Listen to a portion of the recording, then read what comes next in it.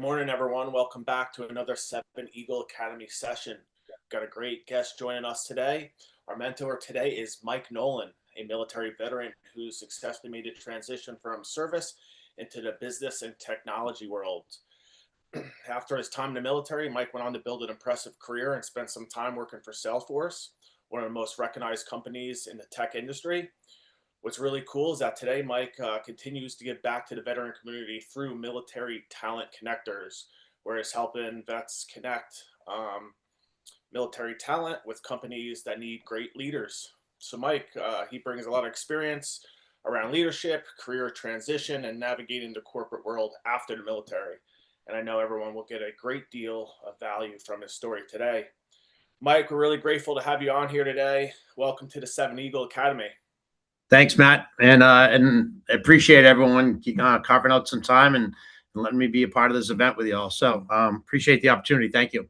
Yeah, real quick before we get into it, to our Academy members, if you have any questions at all during this call today, please just use the React function in the Zoom chat. Just raise your hand and I'll call on you. If you're bashful about speaking, no problem. Just drop your question in the chat and I'll read it for you. All right. Well, without further ado, Mike, why don't we go back to the very beginning and tell us a little bit about yourself, where you grew up, what you did, and how you segued into first joining the military. Yeah, absolutely. So I'm born and raised in the Boston area, north of Boston, in a small town called Danvers, Mass, which is tied into some of the witchcraft history. But it's an interesting little town. My dad was in the United States, New Hampshire Air National Guard, excuse me, and so always grew up going to Pease Air Force Base. Like it was just something that I just will never forget of some of the fondest memories from going to Pease Air Force Base and watching his career. So it was jokingly I say I joined the Mass Air National Guard just to get out of his chain of command. So so it was something to get away, but it was it was something that was important to carry on the tradition of military service in my family. So my dad had a really impressive career. He broke ceilings in the military. Mine was, I would say, the complete opposite. I just wasn't good at my job. My MOS was I was a combat communications technician, i.e., I would fix air conditioners, HVAC to keep the equipment cold. Except now looking back after 30 something years in recruiting, I don't have a mechanical bone in my body. My brain just isn't wired to figure out gases and high pressures and low pressures. So my time was short in the military. Quite honestly, like I don't know, I never had brought up that I was a veteran. I was one of these people. I think I didn't really do anything, so why should I carry that title? And it wasn't until getting to Salesforce and being exposed to like some of the nicest people on the planet, who quite honestly some of the baddest people on the planet too, as far as in my eyes, from their service accomplishments. They were the ones that just stopped me. I was like, no, man, you're part of us. And for me, that's kind of where everything about, all right, maybe this is my chance really to give back right now. Hey, I don't feel like I did much, but if I can leverage my 30 years in recruiting and help, my brothers and sisters who are transitioning out to translate your skills and really use my career as a recruiter, this is kind of where I see that, I'm given that opportunity to earn that title of veteran. Yeah, absolutely, no doubt about it. What was the military something you did right out of high school? Yeah, right out. Yep, I went in. Well, yeah, I was 19 years old is when I went in. So yeah, fresh out, didn't know what I was gonna do. Yeah. Quite honestly, the only reason I picked the Combat Communication Squadron is because my good friend, his dad owned an HVAC company, and they had a nice house, and I was like, oh, this will work for me too. Which that wasn't the case. Okay, looking back on your time in uniform, what experience shaped you most as like to develop your leadership? Is there anything in particular? I mean, it was pretty cookie cutter to what everybody else's experience. I was around some great people. I've met some great friends. We formed friendships that, still last to this day. Yeah. But it was, for me, it was like it was always ingrained in me, like, the military style. My dad was full bird colonel. He was actually the first colonel in the history of the Air National Guard as a dentist to be promoted from lieutenant colonel to colonel. But it was structured growing up as a kid. I'm not gonna lie. Yeah. But I saw his leadership. I saw how people, really in his command in the clinic respected him, but really like they genuinely liked him as a person. And to me, that was something that I always wanted to emulate. I wanted to be that.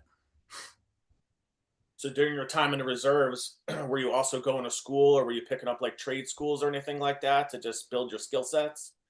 Yeah. I mean, I went to one of the local HVAC schools. I still was convinced that I could make something of this, and I didn't want to give it up. And that's I don't know. I realized pretty quickly, like I got an opportunity to get into recruiting. I got an interview just from a high school friend, and once I figured out like I could actually make more money and come home clean and not be gross and disgusting and crawling in between floors and attics and stuff. Yeah. I jumped. I seized the opportunity. I jumped at it, and I wasn't looking back. Awesome. As you were transitioning out of the reserves, did you like how was that transition? Did you feel like you had the resources that you needed? Were there places like Seven Eagle to come to help transition out of the service into the civilian workforce? I mean, I got out in '92, Okay. so there was. I mean, looking to what's around today. I mean, I didn't even really think there was anything. So I just said, all right, I'm gonna, I'll figure it out on my own. But no, I like, and now honestly, with what you guys do here at Seven Eagle, with the programs in place, like that's where, I want to be part of that mission. Like that's what I want to get involved in, and that's the reason that my career took a shift from just be recruiter into now only being focused in helping military connected candidates, whether it be those of us who served or spouses. And quite honestly, it's like it's one of these things that anybody who does this, it's a passion, and the fact if I can get paid to do it, that's a huge plus. Yeah. Before we get into your time at Salesforce, which I want to touch on, what were some of the jobs that you had like post military and then leading up to Salesforce? What were some of the things you did? And were they all kind of in the same like niche, or did you do a bunch of different things? No, once I got into recruiting, I've never looked back. I've never done anything else throughout my entire career. Like, yeah, there was weathered the storm of some tough times in recruiting, and enjoyed some of the good ones. But I don't know, for whatever reason, like I've enjoyed, like when you tell somebody they got that job, and the smile goes on their face, and it's affecting that individual. Sometimes it's affecting the family. They're making more money. Like it's a positive thing. Like I've always found pleasure in that. So that's why I don't know. Sometimes I look back, I'm like, why couldn't I have gone and sold software and gotten these big paychecks and new Corvettes and trips to Hawaii and stuff? But no, I've always stayed in recruiting, and that's really where this natural shift to now focusing on, like, all right, since I wore the uniform and I understand the environment, all right, let's really kind of, and I've been on the civilian side for so long, like this is where the translation piece is huge, and that's where I been able to help people really kind of think about things in a different way, and think about it through the civilian eyes. Absolutely. What kind of advice would you give to our vets that are looking to get into the recruiting industry? Recruiting's a lot of fun. I mean, I've stayed in it. You've got the personality. In a lot of cases, really, if you're considering it, you're not afraid to talk to people. You're definitely someone who's out there, who's inquisitive, and really, like, it can, you can have a great career, 100%.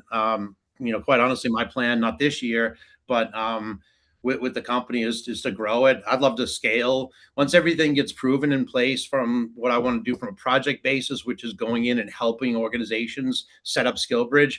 These SkillBridge programs. This is where, like, I can see this scaling, and cybersecurity. You want to get into like healthcare. There's so many different areas. So hint, hint, wink, wink. I'm definitely going to be looking to add people to the team at some point next year. Absolutely. That's a great opportunity. Is there any certifications within the industry that could help like break into it? Um, Anything like that?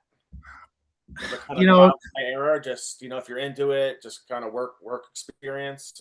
Yeah, I mean, get to know the industry that you're in. If Yeah. it's going to be, focusing on AI, like just try and stay on top of, like, what's the latest and greatest AI companies, and then just focus in.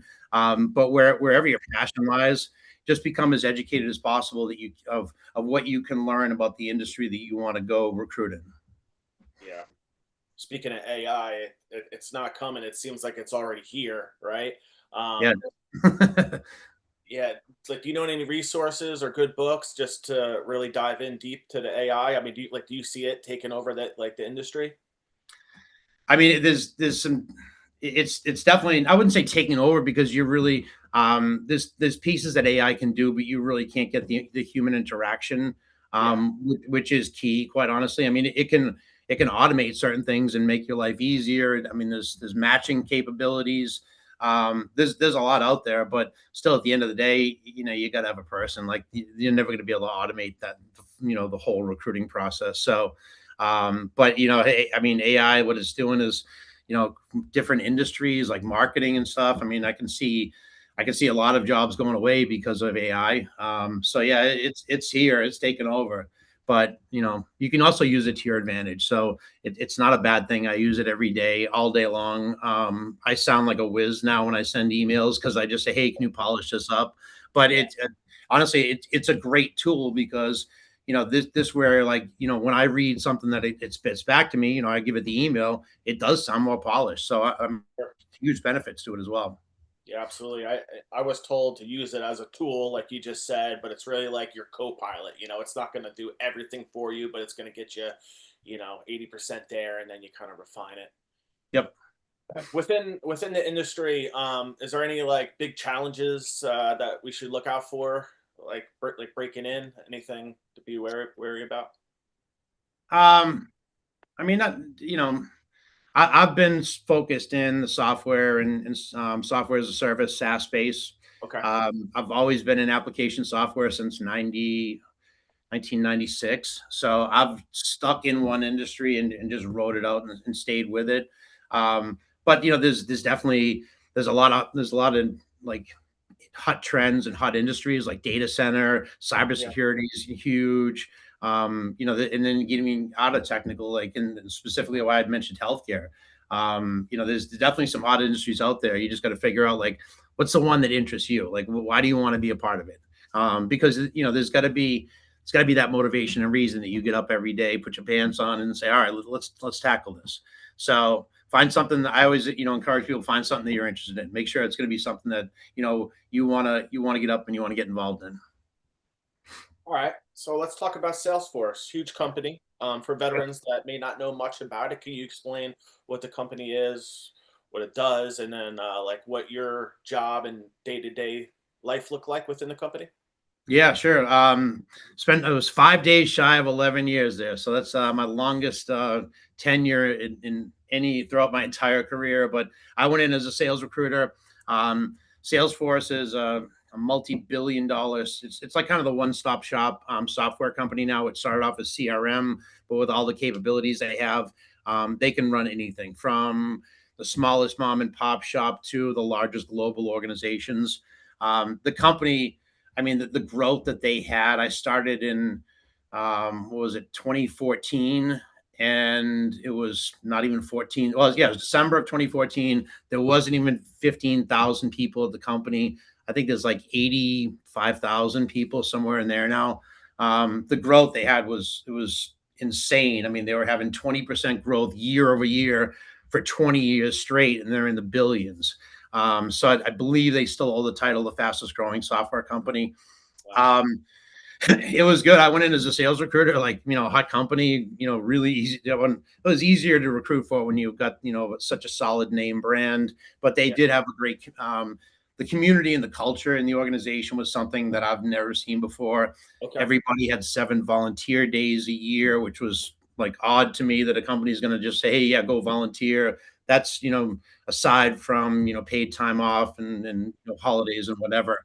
So but you know that's really where you know they I was told when I got hired like hey you got to start volunteering now and so there was the military and allied employee resource group was called vet force so I mean Okay. I'm right over there got involved with them and it was that was kind of the game changer the volunteering piece that I had never seen before because it brought all of us together whether you served whether you were a spouse or even a military ally and we got opportunities to go in the local community we did fundraisers. We did different events with Mission Continues, Team Red, White, and Blue, from planting flags on graves, and a whole bunch of different things. But it was definitely a culture that I had never seen before.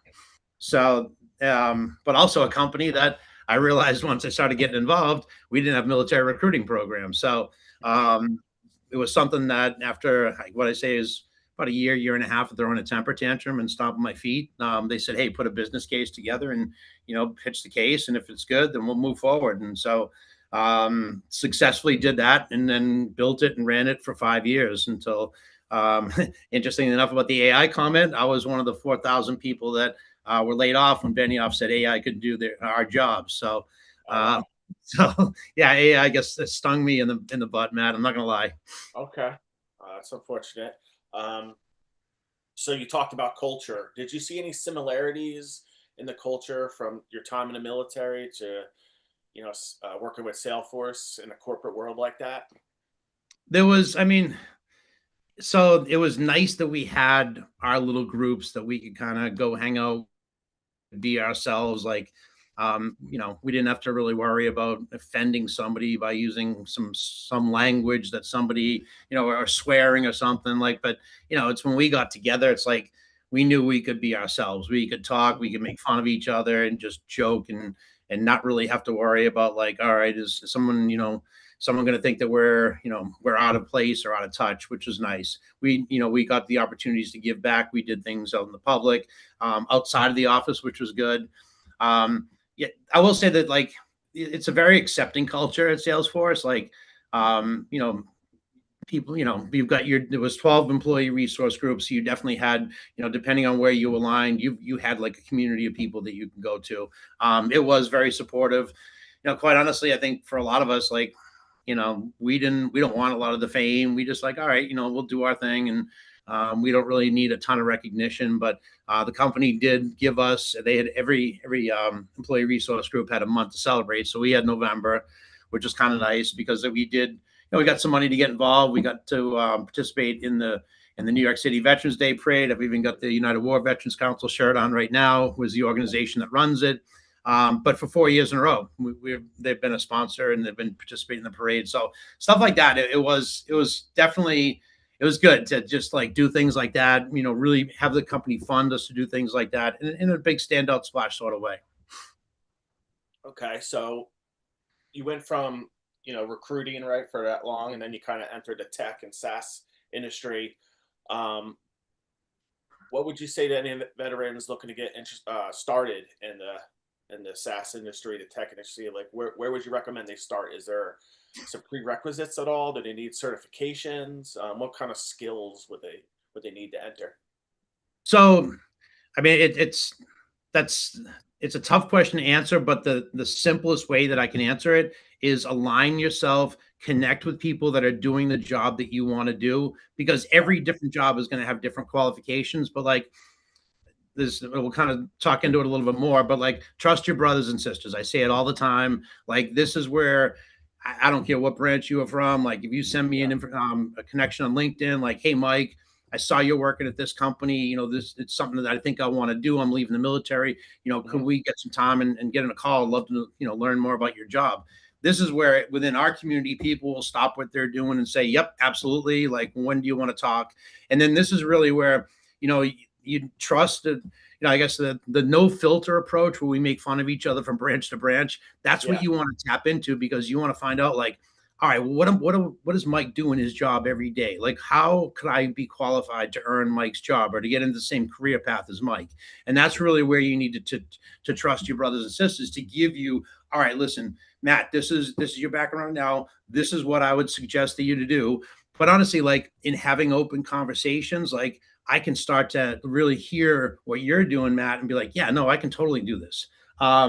There's definitely, and I'll share some links after. If anybody wanted to take a look, Military Trailblazers office hours. Okay. You can look it up on LinkedIn right now. It is pretty Salesforce specific, but Okay. if you follow that page, they do programming. I don't remember exactly what the schedule is, because it's kind of gone back and forth. It started off as every Wednesday from 5 to 6 p.m. Eastern. They also have a YouTube channel. there's like 241 hours of programming there about how to pass, technical certification exams, i.e. again, it's very tiered towards Salesforce, but a lot of people have left and have gone in different directions. But if anyone on this call is like, I wonder what a program manager does, you can literally go into this to the YouTube channel, search in the channel for program manager, and you'll see all these episodes about what a program manager does, what's the difference between a program and a project manager. So it's a great wealth of information. Another site that I send people to a lot, it's called militaryfriendly.com. So it's a designation that a company can earn. And I did it for, I don't know, 6 or 7 years at Salesforce. Salesforce only earned a bronze designation. But if you look in there, you go into the company search where it says awards and start to search for companies. You can search based on location, industry. Any company that's on that list has filled out a 75-page survey and provided all this information, which it took. I'd have to go through a few different business units, get legal involved in this. So it wasn't easy, but anybody who's putting that time in, that's an organization that you'd want to take a look at. Yeah, I just dropped the militaryfriendly.com in the chat for everybody. And then what was that first one? Military Trailblazers? Yeah, Military Trailblazers office hours. Okay. If you have that, Mike, if you could drop that in the chat, that'd be wonderful.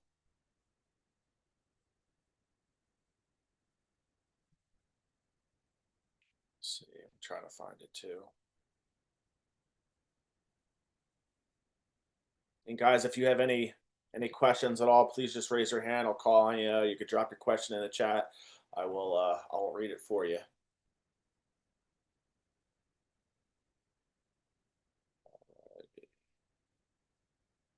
Let's see.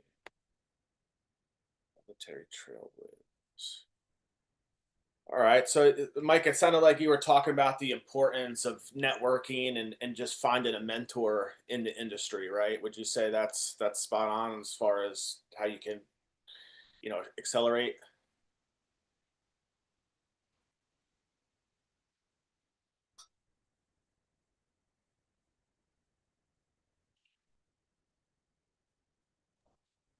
Sorry about that. I guess I was trying to close out of one when I closed out of the meeting. So Yeah, no problem at all. Thank you. I see.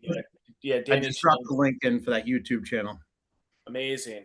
I was saying it sounded like you were talking about just the importance of networking, right? And then finding maybe a mentor within the industry, someone that's been where you want to go, and pick his brain, be assertive about it, and follow his lead. Yeah, that's it. Just connect with people who are doing the job that you want to do. Real simple way. You could just do it by title and then branch of service. So if you wanted to be, let's say you want to look at Salesforce and you are interested in being a program manager, I would go to LinkedIn in the search bar, put the company name, so put Salesforce, in quotes, put program manager, and then individually put in quotes the branches of the military. And I always do U.S. Army, U.S. Navy, spell it out a little bit, just so you don't get, Army, Navy supply, Old Navy, etc. Run that search, just look at the people results, and then you can do one of two things. You can filter by people results says current company, you click the box for the current company, and then you can just look to see people who have served who are now coming up as in the search results, and then send them a quick invitation. Hey, fellow veteran here, I think I want to do what you do. Can we talk? And so long as somebody's checking their inbox on LinkedIn, this is where you'll get those responses like, yeah, Matt, what do you need, man? I'm happy to help you out. Right. Just be persistent, right? And I'll even be the litmus on this. You got anybody on this call that wants to reach out to me, I'll respond and we'll get on a call. So how's that? Awesome. I will for sure drop your LinkedIn in the chat before this is done for everyone to connect with you. All right, let's talk about what you got going on at Military Talent Connectors. Is this like an entrepreneurial pursuit of yours? It is. It's a leap of faith too, but Okay. it's I jokingly is saying like this is my legacy that I'm building right now. So Amazing. Tell us the mission behind it, what you do. Tell us everything yep. about it. Yeah, it was I was trying to figure out once I lost my job, got eliminated at Salesforce, what I want to do. And honestly, the thought of like just going back to being a recruiter, I don't know, I wasn't getting motivated. I wanted to keep doing what I'm doing. So So yeah, I decided we're gonna we took some money from savings and launching this. So I have actually, which is great. I have the first military spouse that I hosted at Salesforce, a Marine Corps spouse. She's the spouse. I hired her to my team, then I had to lay her off. But I've hired her as my director of operations. So I've got her on the team, Shannon Alina, and then I've been fortunate enough to get some help from a Gold Star sibling, a woman that I worked with extensively at Salesforce as well, Shelly Jones. So we've got a good little team, but essentially when I created Military Talent Connectors, I was at this billion company is making billions of dollars every year, and they can't, they couldn't justify having a military recruiting program. They kept cutting it down. So, all right, if you're making billions of dollars a year and you can't justify the spend for a military recruiting program, the pendulum swings the other way. You're going to have small to medium sized companies that are watching every dollar and penny. Well, this really that's going to stop entry points for us to get into these organizations. So it's all right. We stomp our feet and go write an article on LinkedIn about boohoo, what was me. Or I said, let's reimagine this. Let's come at this problem from a much lower cost point. So essentially, with Military Talent Connectors, is we're a full service military recruitment solutions firm. If you want to set up a skill bridge program, if you want us to do the DOW application, do the reporting for you, if you want us to come in, run the program, train your leaders, mentor the fellows through the process, help you with conversion, and then if there's a tax credit piece, get the company aligned so that they can earn the tax credit as well. We can do project support work if you just like, hey, we want just a funnel of military candidates. We don't want anything else, just military from you. Fine, we can do that. Right through to, one of the things that I've going on right now for a good buddy of mine who's a Marine Corps veteran. He's an EVP of sales. He said, Mike, I can't do anything with fellows right now. I need them. I need people right away. So we're doing some contingency work for him. So really A to Z, just, representing, only those who served and military spouses. Okay, awesome. So you brought the mix of military spouses into it as well. Oh yeah, 100%. They're part of our community, so we got to get them in. Very cool. Very cool. Why do you believe companies can benefit from hiring military? The statistics are out there. I mean, we're a very small bunch. We're 1% of the population, but there's study after study that we're wired pretty similarly. Like, we've got a bigger commitment that we're typically focused on, like what's the mission. We really appreciate the team. We appreciate people that we work with. We don't say no, like, I throw up our hands, say I couldn't do it, and walk away and fail. We just figure out, like, all right, well, we're going to get through it, over it, under it, around it. Like, it's not stopping us. So this, that's why, when I was trying to figure this out, I'm like, well, I'm going to be selling the best product on the planet. Those who put the uniform on and military spouses. Like, there's no better product that I can sell out there. The statistics are out there, but the problem is that two things, and this is what I'm actually challenging companies. It's like, hey, you say you want to hire veterans, and if you do, all right, what are you going to do differently than what you did last year to change that number, to move the needle? So bringing the expertise in with a team perspective and just say, hey, listen, we can translate the experience. We can, mentor people from your side, train managers, which statistics show that if they're trained on how to best practices on how to onboard and manage a veteran, it's a higher success rate. So really taking all that worry off of companies' plates and just saying, like, we're the experts. We'll come in, we'll do it, we'll get out, and then you'll have a great employee. No doubt about it. From your experience, is there anything that veterans often underestimate about themselves when entering the corporate world? Yeah, 100%. We undersell ourselves. Yeah. More times than not. We downplay the things that we do because a lot of times I don't want to say things in the me shows sort of way. Like, it's all about me. And really, like, that's one of the biggest mindsets that you have to shift is, you've done a lot, and you've done some great things, but you got to reword it in a way that, and actually, one thing, which is I'll even highlight this video, go to that Military Trailblazers office hours, the YouTube link, and look up, just do branding, search for branding, because there's a great episode in there about branding versus bragging. You need to brand yourself while not also be bragging. And that's a this great video on how you can actually get that done, accomplish it, without, without having that syndrome like, oh my gosh, I'm talking about me, it's the me show. Absolutely. That's a great point. Is there any like divisions within the corporate world that you see veterans like specifically thriving in, whether it's sales, HR, operations, or is it just whatever your passion is? Just veterans in general seem to thrive in. So within, I mean, within software and the SaaS space, um, a lot of like project program managers, custom, like for these hosted solutions, it used to be you'd have a project manager. If they go in with implement the software and then they leave. Well, now since it's on a monthly subscription model for most software, or a lot of big software companies, they have customer success managers. And Okay. customer success managers essentially just ensure the customer is successful by properly utilizing the platform, making sure that they've got the right solutions in place. So those career paths and sales, 100%. Like we saw veterans just kill it in sales, which was awesome too, because there's one gentleman that I know out in San Diego, Eric Qualls is his name, if anybody wanted to look him up. Yeah. And he did 25 years in the Navy. And I still remember the conversation because we hosted him as a fellow, that, when people were asking him, what do you want for a salary? And he said like 190,000, thinking like, I'm throwing this big number out. And the first year in sales, he just killed it. But he came back to me and he's like, Mike, he's like, this is life-changing money for me and my family. Like this has moved the needle shockingly, different for us, from a wealth, a wealth perspective, how they can live, but money he can earn. He's like, and he was blown away. So there's absolutely those opportunities where we do extremely well in sales. For those interested in the sales role, do you know any books or courses that someone could go take just to get better at? Like off the top of my head, Jeremy Miner, I get hit with his ads. He seems pretty good. Anyone else you would recommend?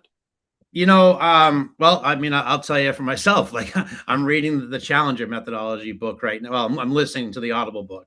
Okay. Reason being is I haven't been doing sales. Like I've been doing project program management on the inside, the military side. Yeah. So I needed to brush up my own game. So that's exactly what I went to. And I'm actually listening to it for a second time right now. So I just go in the morning, I'll just be on the Stairmaster or doing something with cardio. I put that thing in and I just listen and just go. Yeah.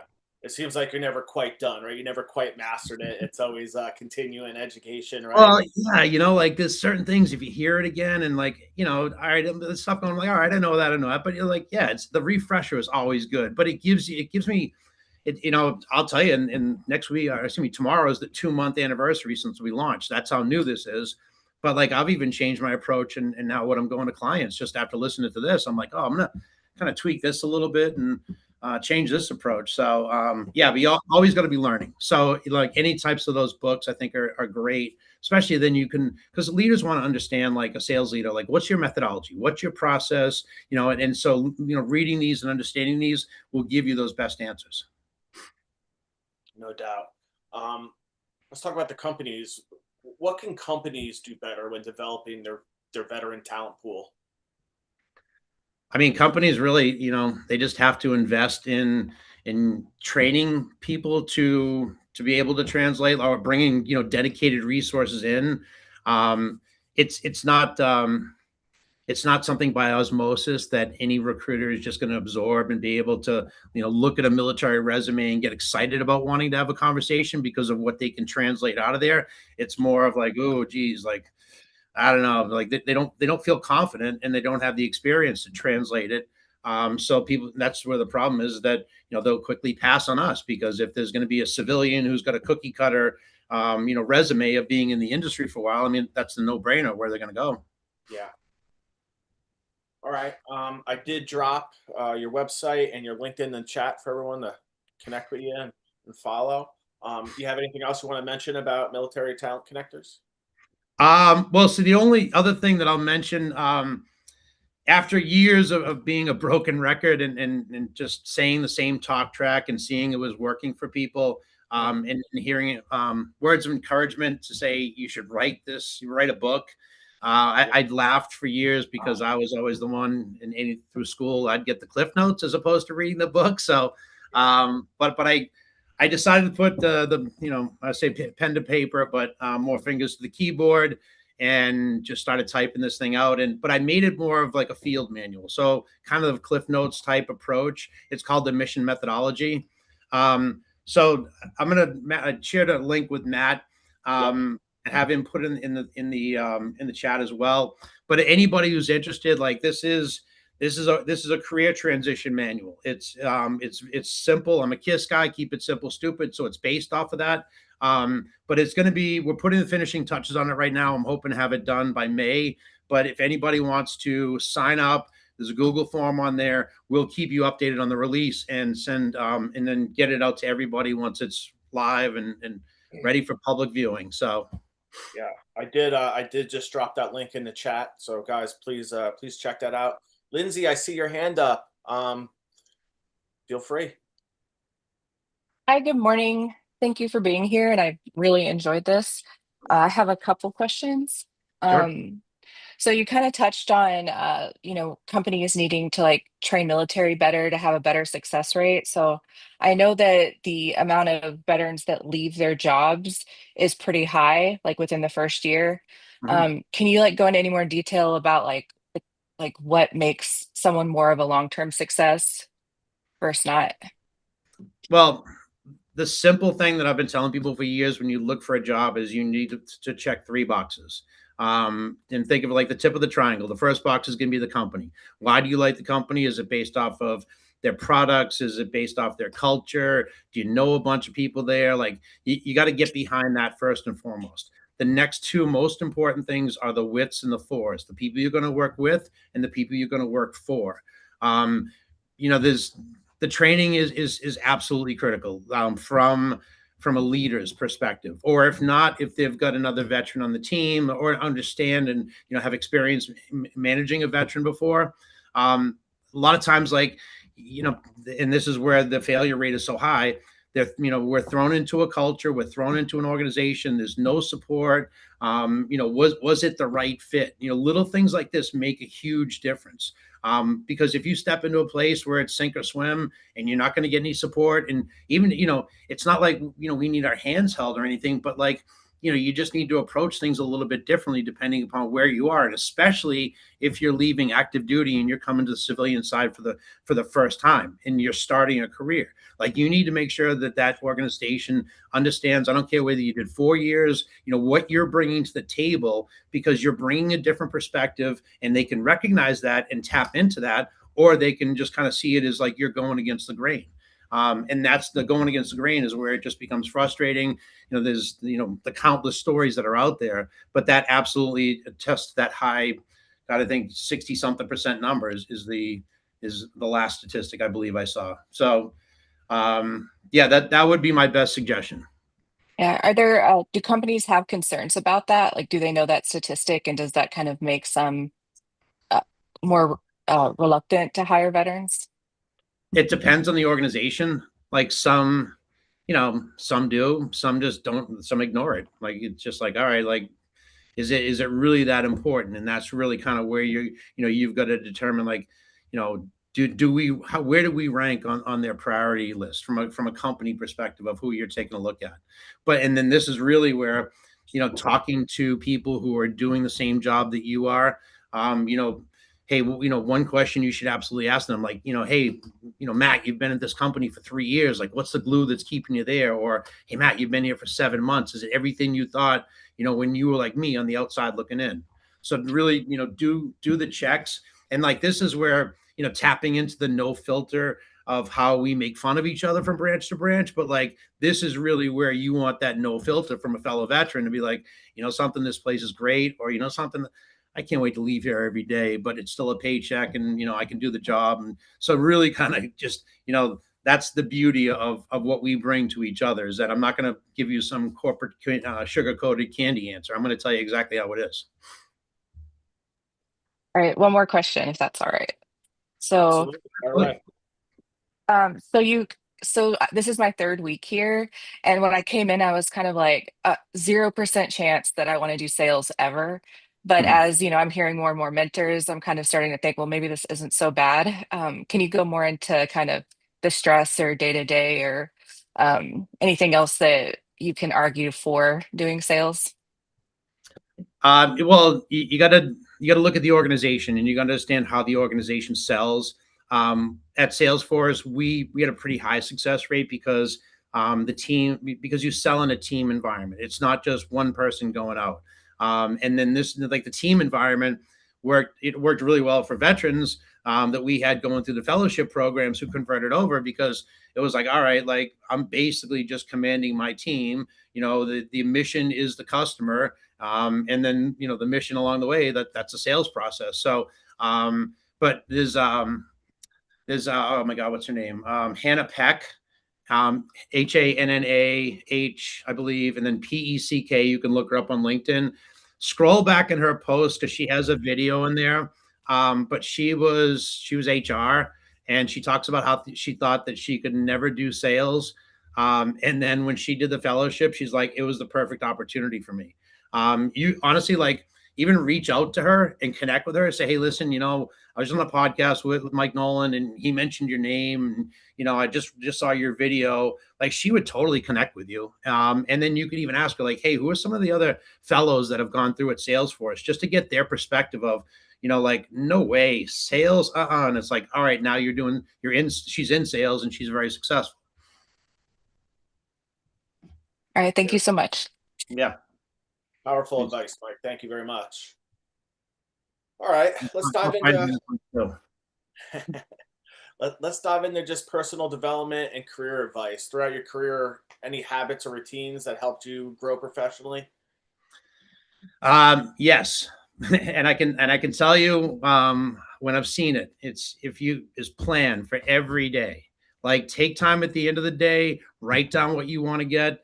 I think the saying goes, if you fail to plan, then plan to fail. So do not get off that. You will absolutely see, if you do get off it, you'll absolutely see how things kind of start to tear off. You're not as structured. But take that same approach that we had in the military. We weren't allowed to slack off, and take that serious approach every day to your job. And I've got it from 4:30 to 5 o'clock every day. I got 30 minutes. I wrap up, I prepare for the day. Do I stop then? Maybe not, but at least tomorrow morning I flip open my notebook. Boom, this is what I got to do. I don't even think.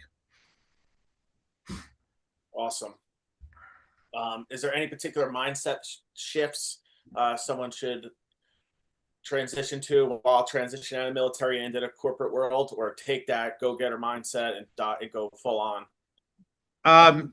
So you definitely want to go full on, but the Yeah. one thing you do want to keep in mind is, like, you know, culturally, you have to make the shift to the civilian side. So, the run through the wall type mentality, you gotta have that in your head, but you have to soften it on the outside from the appearance of what people see. Because, like, that's the one thing, um, you know, even just, like, the simple stuff of, like, the yes sir, yes ma'am, like that sort of thing. Like, those are some of the cultural shifts that you need to make just to kind of tone things down a little bit. Mhm. But no, definitely keep the same intensity, 100%. Okay. I mean, you shared a tremendous amount of value during this call. Do you have one more piece of advice that you want to share with our vets?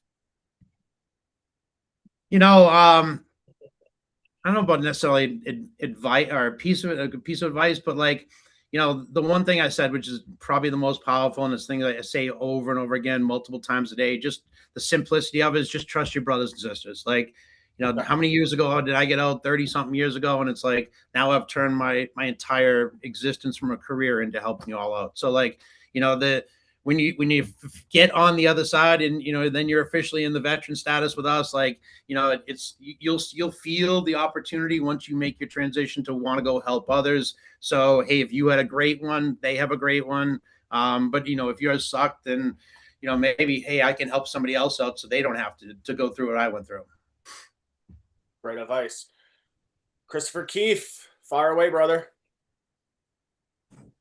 Good morning, Mike. How you doing, Chris?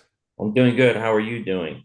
Doing well, man. I know. So, on a weekly basis, what is your usual ground game? I know as a recruiter, you're also part salesman. So, obviously, you're connecting online. You also got to get out there and make referrals or possibly get directly interacted with people. How exactly is there like a quota you feel you have to fill out for yourself every week? Um, I mean, I do my quota like personally. It's more it's off of like I have targeted sales calls. I know what I need to hit. I set goals for myself every week of what I want from and it's shifted a little bit because like in the just shy of 8 weeks that I've been doing this, it's like I've had to shift my time from like all right, go get some clients. All right, now let me work on these jobs so I can kind of get these things going.